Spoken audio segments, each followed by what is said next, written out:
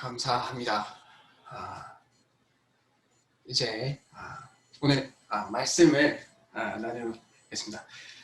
온라인으로 하다 보니까 참 감사하게도 여러 지역에서 계신 분들이 함께 할 수 있어서 너무 감사하고요. 오늘 말씀들을 통해서 각자의 있는 자리에서 또 한 주간 또 한 주의 중간에 이제까지 한 주를 어떻게 지냈는지 돌아보는 시간이 되고, 말씀을 통해서 또한 남은 한 주를 또 어떻게 보낼지에 대해서 하나님 안에 볼 수 있는 저희들 되기를 원합니다.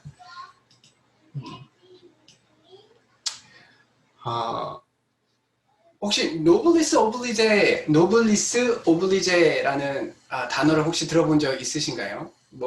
그 개념은 사실 그렇게 생소한 개념은 아니실 겁니다. 사회적 지위 혹은 명예를 가진 사람에게 그에 합당한 도덕적 의무가 있다라는 것이 노블리스 오블리제라는 뜻이에요. 그래서 많은 특히 이제 서방권이나 그런 덕목을 굉장히 좀 중요하게 생각하는 편이에요. 그래서 이제 영국 같은 경우는 왕자가 이제 그 이라크 파병 같은 걸 가게 되죠. 그건 이제 왕자가 가지고 있는 의무다라고 생각을 해서 자신이 가지고 있는 능력으로 그걸 안 할 수 있음에도 불구하고 자신의 도덕적 의무라고 생각해서 그런 걸 하는 것을 보게 돼요. 처음 이 노블리스 오블리제가 어디서 유래됐는지를 파악하기는 조금 어렵습니다. 그러나 이 노블리스 오블리제가 크게 부각됐던 시대가 있었는데요. 그때가 이제 영국과 프랑스가 백년 전쟁을 할 때였어요.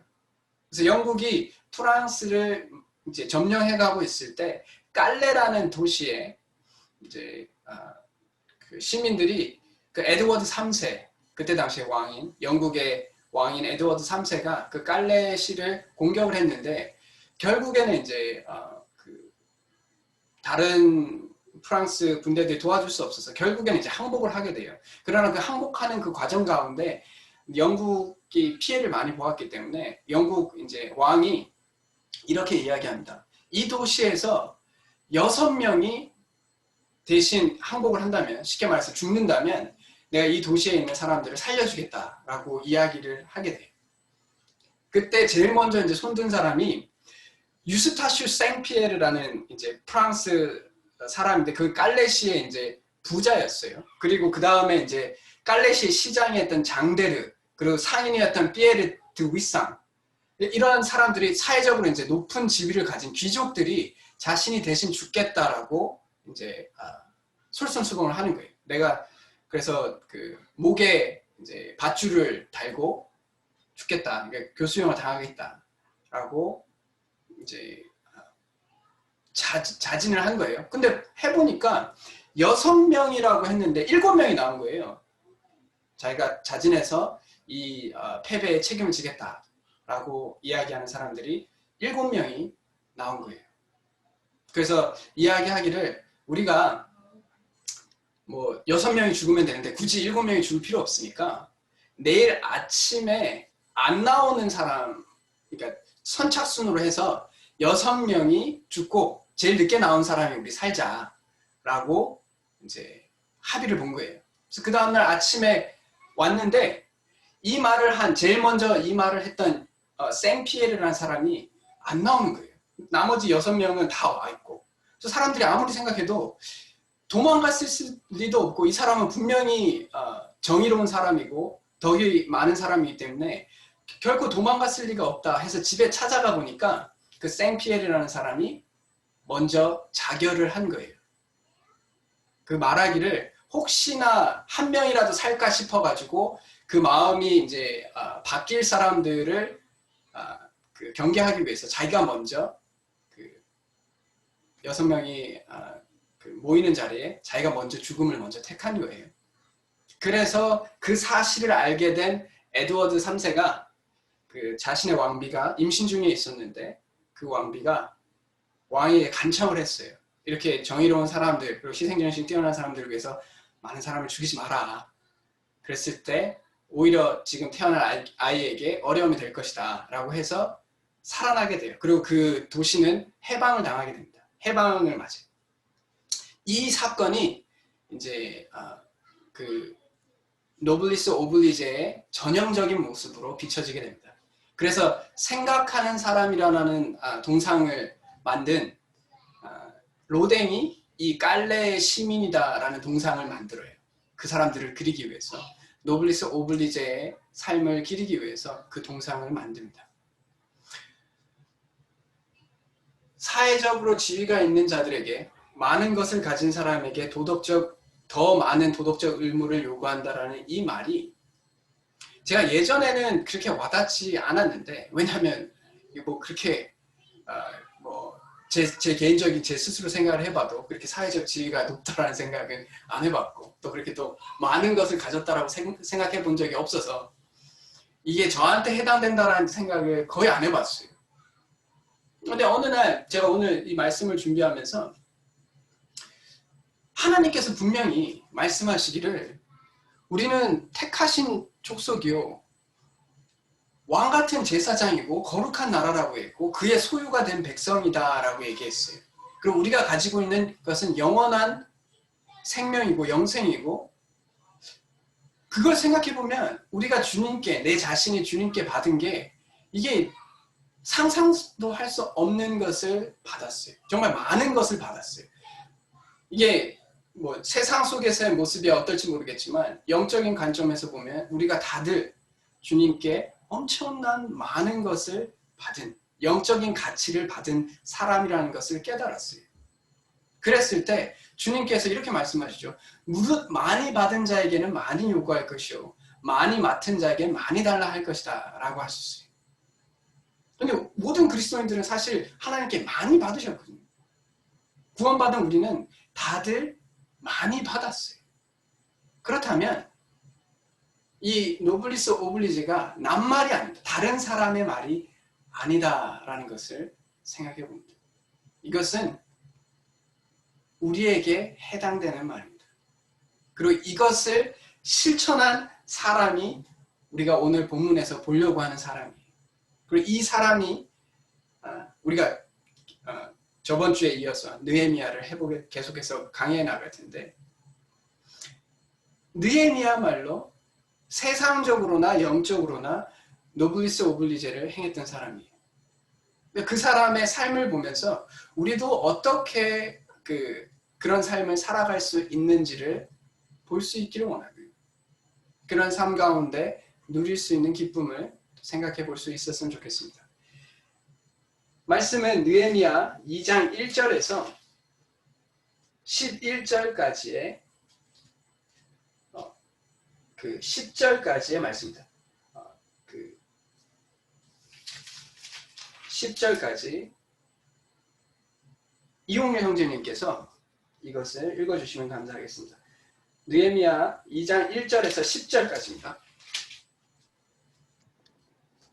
아닥사스다 왕 제20년 니산월에 왕 앞에 포도주가 있기로 내가 그 포도주를 왕에게 드렸는데 이전에는 내가 왕 앞에서 수심이 없었더니 왕이 내게 이르시되 내가 병이 없거늘 어찌하여 얼굴에 수심이 있느냐, 이는 필연 내 마음에 근심이 있음이로다 하더라.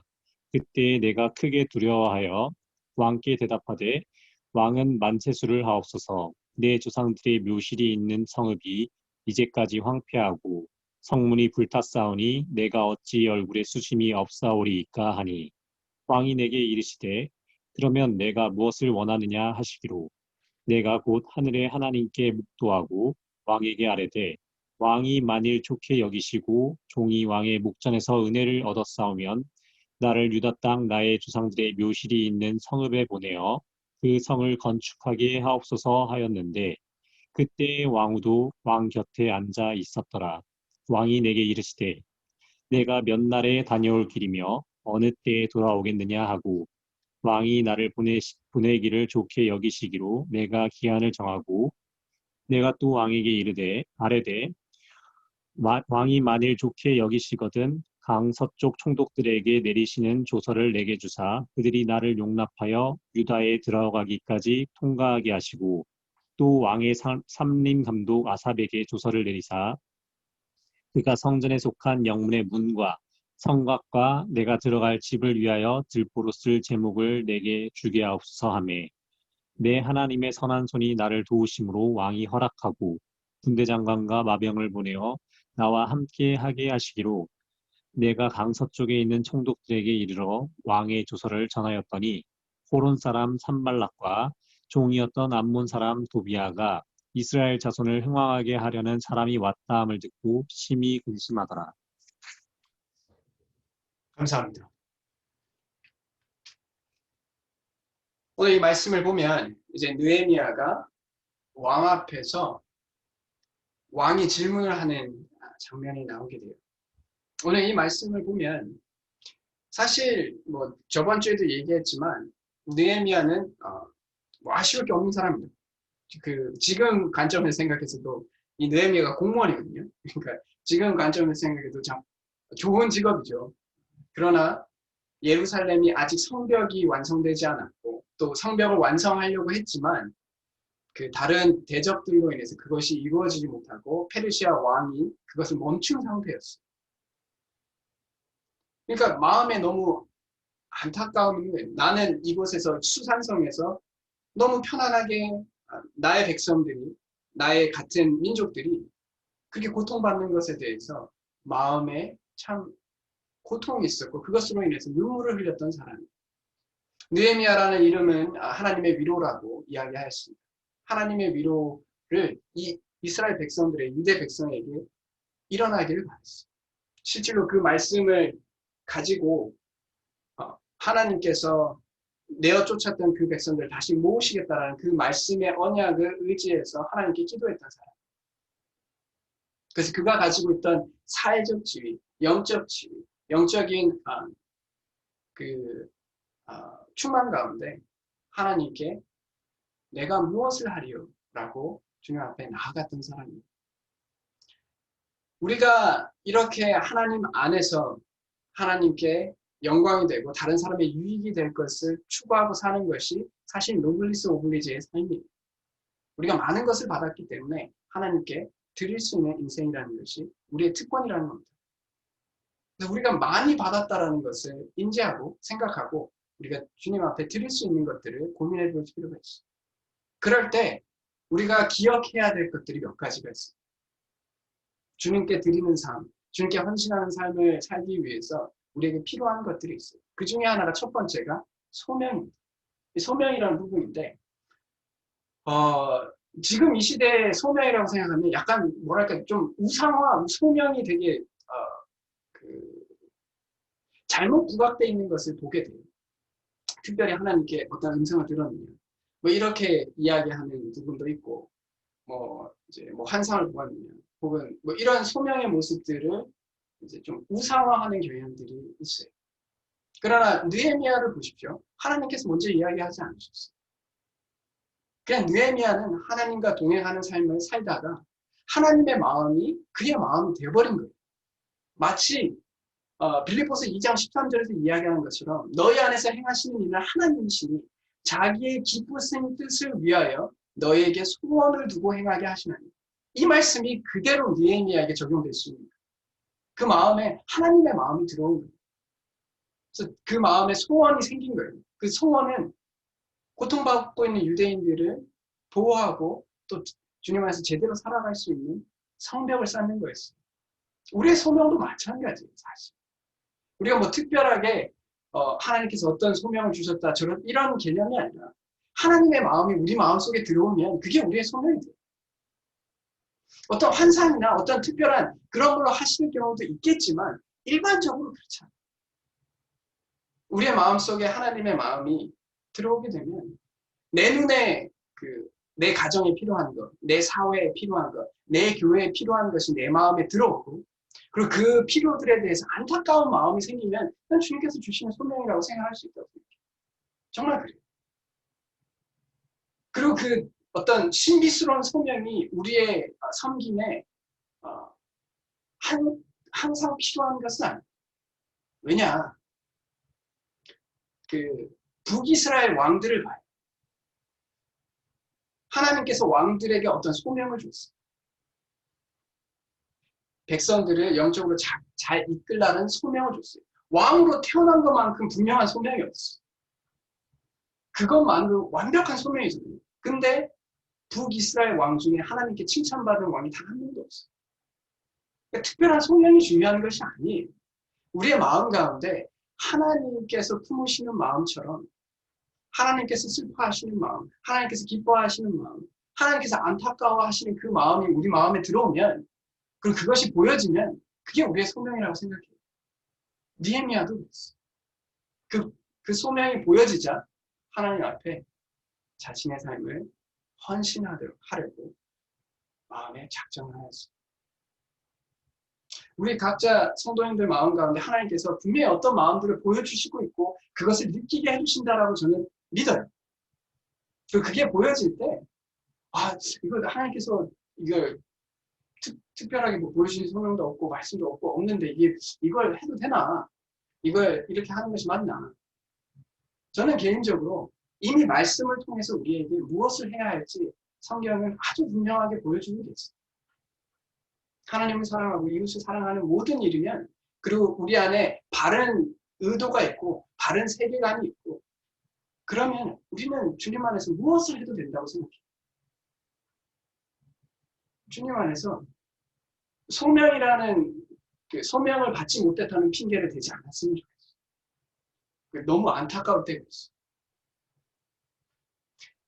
두 번째 우리에게 필요한 것은 우리가 주님에게 헌신하는 삶을 살아가고 주님께 기쁨이 되는 삶을 살아가는 데 있어서 필요한 것 중에 하나는 저는 기도라는 생각을 해보게 됩니다. 이 기도가 마치 하나님께 어떤 그 직접적인 음성을 주는 이런 개념의 기도가 아니고요. 느헤미야가 한 기도를 보세요. 하나님의 말씀에 의지해서 기도했어요. 하나님이 이렇게 언약하셨으니까 내가 이것으로 인해서 주님의 일을 할지 안 할지는 모르겠지만 이 일이 주님께서 일어난다고 말씀하셨으니 내가 그것에 의지하여 기도한다는 거예요. 처음에 느헤미야가 기도할 때가 기슬리월이었어요. 기슬루월이었어요. 이게 아마 12월에서 2월 정도가 될 거예요. 지금 태양력으로 생각하면. 그리고 2장 1절에서 보여지는 니산월은 3월에서 4월 사이에요. 그래서 느헤미야가 기도를 시작한 지 한 4개월 이후에야 하나님께서 이 기도에 대해서 어떤 모습들을 보여주세요. 그 모습은 참 재밌습니다. 이때 당시에 왕비든 왕 앞에서 자기가 걱정이 있거나 어려움이 있다는 것을 드러내면 죽을 수도 있어요. 죽을 수도 있어요. 그래서 지금 느헤미야가 왕이 이제 그렇게 물은 걸 보고 두려워하잖아요. 굉장히 두려워하잖아요. 왜냐? 실질적으로 죽을 수도 있어요.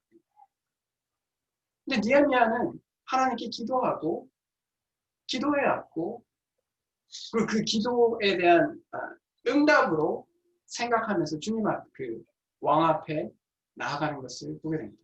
그 증거를 볼 수 있는 게 왕이 물어요. 야, 네가 아픈 게 아닌데 왜 얼굴에 근심이 있냐?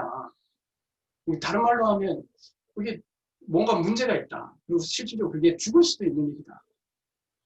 라고 이제 이야기를 해요. 그럴 때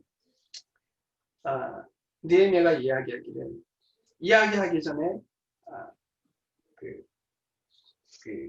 왕에게 답할 때 왕은 만세수 하옵소서라고 이야기를 해요. 그래서 왕에게 이제 좋게 이제 말을 하죠. 그리고 그 이유 중에 하나가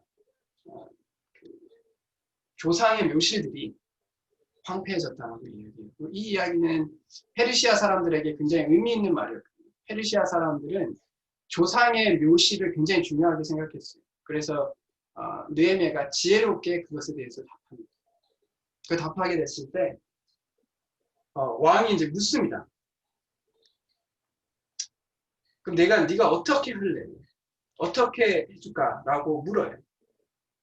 그럴 때 느헤미야가 묵도를 합니다. 묵도예요. 잠깐 하나님 앞에 봐요. 우리가 왕 앞에 나갔는데, 그때 당시 왕 앞에 나갔는데 왕이 물었어요. 근데 왕이 물었으면 지체하지 말고 답해야 되죠. 근데 그 느헤미야는 묵도해요. 여기서 묵도한단 말은 조용히 기도했다는 말. 그 찰나의 순간, 그 순간에 왕 앞에 이야기하기 전에 하나님께 먼저 기도했어요. 왜 우리가 기도라는 것이 뭐 어떤 특별한 응답을 주는다는 관점보다 내 마음이 하나님의 마음 앞에 항상 함께 있겠다라는 표시인 거죠. 그렇게 기도했어요. 아마 이런 기도를 했겠죠. 주님, 은혜를 베푸시면 이 왕이 제 말을 들을 것이고 또 제 목숨이 죽지 않도록 도와주시고 이 일이 잘 될 수 있도록 형통하게 해주십사 기도했겠죠. 1장에서 그가 기도했던 것처럼. 하나님의 은혜로운 손이 더해져서 그 일이 이루어지게 됩니다. 우리 역시도 기도하는 부분에 대해서 훈련을 할 수밖에 없어요. 우리 기도를 어떤 시간에 하든 평소에 기도를 하는 훈련들을 할 필요가 반드시 있습니다. 그래야 해요. 누군가의 신앙은 이제 내가 주일날 교회를 가야지 라고 생각이 들면 아직 훈련이 안 된 거예요. 아무 생각 없이 주일날 가야지 이게 훈련이 되는 게 교회를 가는 것이 당연한 것이 훈련이 된 거예요. 기도도 마찬가지. 우리가 말씀을 보는 것도 기도가 당연히 돼야 되는, 그러니까 생각 없이 우리가 기도가 되는 것이 우리가 훈련이 된 상태라는 거예요. 마치 느헤미야가 그랬던 것처럼 어떤 순간이든지 기도해요. 묵도하고. 우리가 그런 기도의 훈련들이 반드시 필요합니다. 훈련되어 있지 않으면 시간을 정해놓고 우리가 기도하는 것들을 붙잡고 살아가야 한다고 생각합니다. 사실 느헤미야가 하나님의 마음을 품을 수 있었던 가장 본질적인 이유는 그가 기도했기 때문이라고 생각해요. 그 마음속에 하나님의 뜻을 계속 물었고 하나님의 생각을 궁금해했었고 그것을 위해서 살기를 원했기 때문에 주님께서 느헤미야의 마음 가운데 하나님을 위해서 살 수 있는 영광된 삶을 즐거워할 수 있는 마음을 주셨어요. 저희도 마찬가지라고 생각합니다. 우리가 주님을 위해서 사는 부분, 거창한 게 아니어도 뭐 사소한 거든지 뭐 어떻든지 간에 주님을 위해서 살고자 하는 마음이 생기지 않았을 때 한번 돌이켜보면 우리가 기도하지 않았기 때문이니까 아닐까요? 주님의 마음이 관심이 없을 때 주님께서 뭘 원하는지에 대해서 관심이 없을 때 우리는 주님의 원하는 것을 하지 않죠. 그것에 대해서 고민도 하지 않아요. 그것을 위해서 눈물을 흘릴 이도 없죠. 네, 느헤미야처럼 기도해 갈 때 하나님께서 마음속에 그런 의무감을 씌워줍니다. 책임감을 씌워줍니다. 세 번째, 느헤미야가 묵도하고 왕에게 아닥사스다 왕에게 그 이야기를 하고 예루살렘에 가고자 하는 부분을 이야기했을 때 왕이 그럼 내가 어떻게 도와줄까? 라는 게 물어요. 이때 너무 재밌습니다. 저는 이게 너무 재밌는 게 왕이 물어보자마자 준비된 것처럼 다 얘기해요. 뭐가 필요한 건지 아주 구체적으로 다 얘기합니다. 보면 그 강 서쪽 그 총독들에게 조서를 내려달라고 얘기하고 또 살림 감독에게 그 나무를 보내달라고 이야기하고 이런 것들을 이미 다 준비하고 있었어요. 4개월 동안 그가 기도만 하고 있었던 게 아닙니다. 그의 마음속에 만약에 주님께서 내게 기회를 주시면 어떻게 해야지에 대한 준비를 다 가지고 있었어요. 이게 우리에게 정말 필요한 겁니다. 우리가 기도만 한다고 그 일이 이루어진다라는 것이 아니라 우리가 기도해야겠지만 그 기도하는 동안에 또한 준비해 가야 돼요. 이 두 개가 같이 가야 됩니다. 우리가 영적이다라는 말을 무책임하고 준비하지 않는 것의 말과 동의어가 절대 아니에요. 영적인 사람은 기도하되 내가 해야 할 일들을 다 준비하고 있는 거예요. 하나님께서 언제 기회를 주실지 모르거든요. 그렇기 때문에 배울 걸 배우고 준비할 걸 준비하고 훈련할 걸 훈련하고 만들어 놓을 걸 만들어 놔야 돼요. 우리 교회가 우리가 이제 그 교회가 이제 좀 더 성숙해지는 교회, 좀 더 나은 교회가 나가려고 할 때 우리가 당연히 기도해야 되지만 그렇게 하기 위해서 필요한 것들을 준비하고 고민하고 또 그것을 하기 위해서 우리가 훈련해 가야 되겠죠. 그렇지 않다면 주님께서 은혜를 베풀어도 뭐 할 게 없어요. 방법이 없어. 주님께서 기회를 주셔도. 우리가 그런 삶을 살아서는 안 되겠죠. 우리가 너무 무책임한 사람이 되어서는 안 된다고 생각해요. 그리고 너무 영적인 것에 대해서 우상화하는 경향이 많은 것 같아요. 어떨 때 보면. 기도해라. 물론 기도해야 되지만 느헤미야처럼 준비할 것들을 준비해 가야 한다고 생각합니다. 마지막으로 우리가 주님의 일을 해갈 때, 주님의 헌신을 해갈 때 장애물이 있다는 것을 잊지 않으셨으면 좋겠어요. 우리가 아무리 거창하고 우리가 아무리 거룩하고 우리가 아무리 순수한 의도로 하나님의 일을 하려고 할 때 할지라도 그것을 방해하는 장애물들이 항상 있어요. 주님께서 형통하게 하셨다라고 얘기하셨어요. 그러나 주님께서 말씀하신 형통의 의미가 장애물이 전혀 없는 것을 말하지 않아요. 요셉의 삶이 그랬습니다. 그의 삶이 형통했지만 장애물이 없었던 삶이 아니에요. 느헤미야도 마찬가지죠. 우리가 일을 하다 보면 이 일을 못하게 하기 위해서 막는 사람들이 생깁니다. 신기해요. 참 신기합니다. 여기서도 호른 사람 산발렛과 아몬 사람 도비아가 방해를 해요. 뒤에 가면 암살하려고도 하고 여러 가지 방해를 하게 됩니다. 우리가 그것에 대해서 그렇다라고 이게 당연한 일이라고 생각하면 좋을 것 같아요. 그러나 주님께서 그 장애물 가운데 주님께서 도우세요. 느헤미야의 삶이 있어요. 장애물이 있었지만 주님께서 간섭하십니다. 주님께서 일들을 만들어 갔어요. 그리고 그것이야말로 영적인 형통이라고 생각합니다.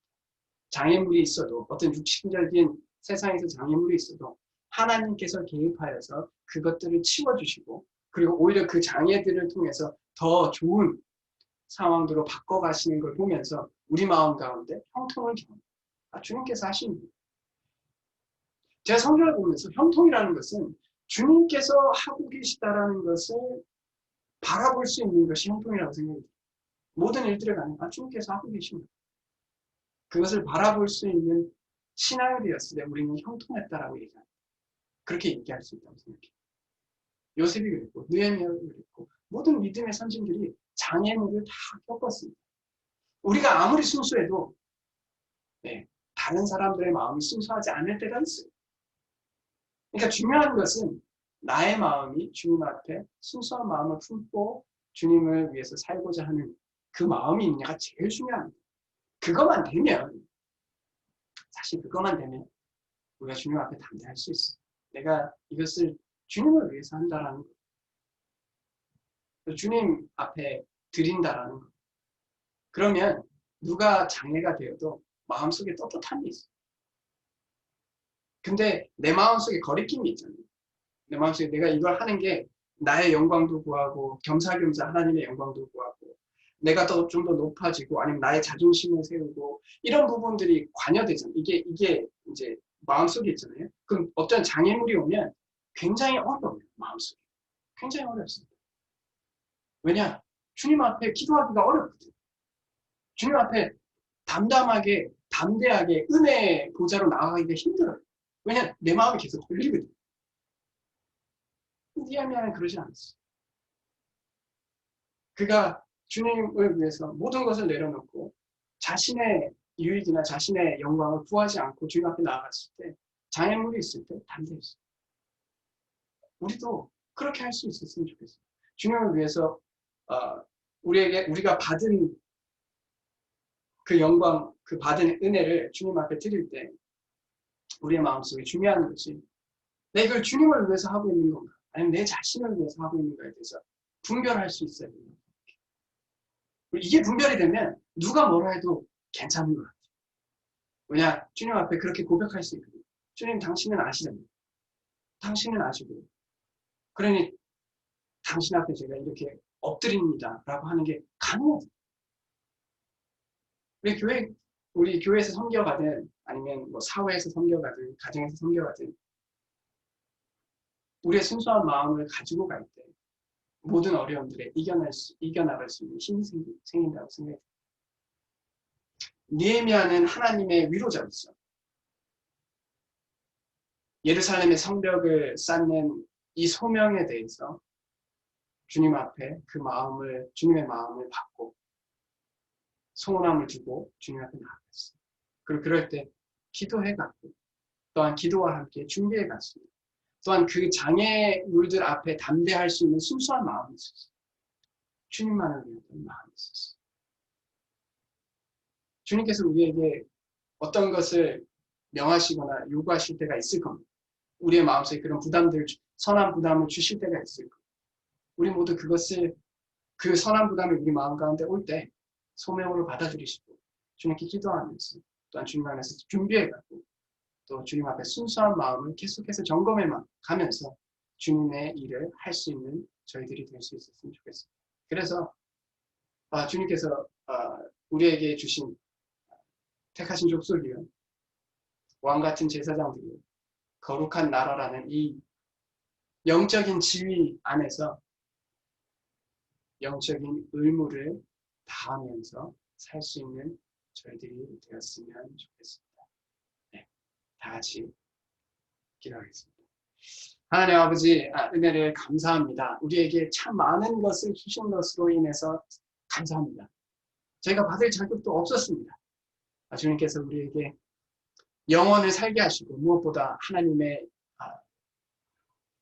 제사장으로서 우리를 택하시고 이 세상에 하나님을 보여줄 수 있고 하나님의 뜻이 무엇인지 말할 수 있는 자들이 되게 해주셔서 마치 선지자처럼 하나님의 말씀을 전할 수 있는 자들로 주심에 감사합니다. 우리의 말씀을 받게 하여 주셔서 감사합니다. 우리가 이 말씀을 듣고 받았을 때 우리 마음 가운데 주님께서 주신 각자의 삶 가운데 주신 소명들을 기억하게 하여 주시고 주님께 의지하는 기도 가운데 살아가게 하여 주시고 그러나 주님께서 주신 지혜와 은사와 능력들을 사용해서 준비해가는 저희들 되게 하여 주시고 그러나 항상 우리의 마음에 순결함을 순수함을 지켜갈 수 있도록 도와주시기를 간절히 간구드립니다. 우리의 마음속에 사단이 틈타지 않도록 도와주시기를 원합니다. 주님 이 시대가 참 기독교인들에게 교회를 다니는 사람들에게 많은 생각을 하게 하는 시대를 살고 있습니다. 이럴 때 다른 환경들에 대해 정신이 팔리기보다 내 마음의 중심을 바라볼 수 있고 내 마음의 중심이 하나님 앞에 나아갈 수 있기를 간절히 간구드립니다. 우리 모두 대구중부교회 모든 성도님들이 그런 순수함 가운데 주 앞에 나아갈 수 있기를 원합니다.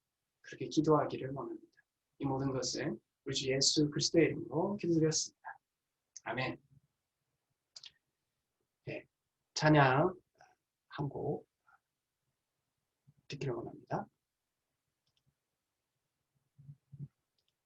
같이 찬양을 할 수 있었으면 좋겠습니다.